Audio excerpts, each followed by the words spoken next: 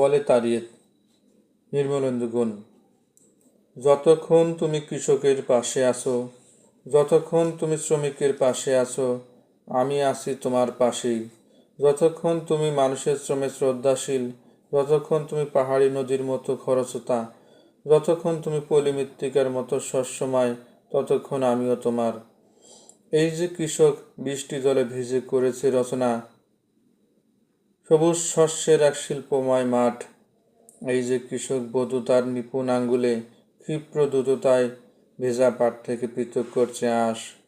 এই যে রাখাল শিশু খররৌদ্রে আলে বসে সাজাচ্ছে তামাক, আর বারবার নিভে যাচ্ছে তার খড়ে বোনা বেনির আগুন। তুমি সেই জীবন শিল্পের কথা লেখো, তুমি সেই বৃষ্টি ভেজা কৃষকের বেদনার কথা বলো, তুমি সেই রাখালের খড়ের বেনিতে বিদ্রোহের অগ্নি জ্বেলে দাও। আমি তোমার বিজয় গাথা করব রচনা প্রতিদিন। সেই শিশু শ্রমিকের কথা তুমি বলো, যে তার দেহের চেয়ে বেশি ওজনের মোট বয়ে নিয়ে যায়, ব্রাশ করে জুতো, চালায় হাঁপড়, আর বর্ণমালাগুলো শেখার আগেই যে শেখে ফিল্মের গান।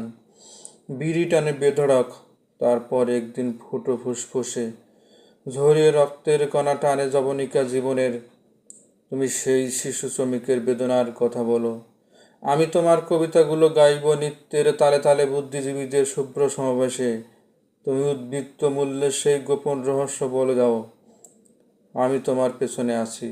যতক্ষণ তুমি সোনালি ধানের মতো সত্য, যতক্ষণ তুমি চায়ের পাতার মতো ঘ্রাণময়, যতক্ষণ তুমি দৃঢ়পেশী শ্রমিকের মতো প্রতিবাদী, যতক্ষণ তুমি মৃত্তিকার কাছে কৃষকের মতো নতমুখ, ততক্ষণ আমিও তোমার।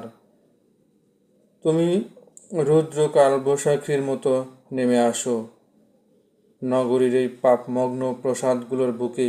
বজ্র হয়ে ভেঙে পড়ুক তোমার নতুন কাব্যের ছন্দ শিরস্থান পরা শোষকের মাথার উপরে। আমি তোমার বিজয় বার্তা করব ঘোষণা জনপদে।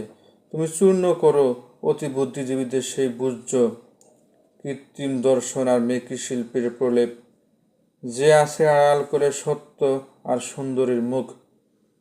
আমি তোমার পেছনে আছি। তুমি খুলে দাও সেই নবজীবনের দ্বার, পরশনের যার পৃথিবীর অধিকার ফিরে পায় প্রলেতারিয়েত।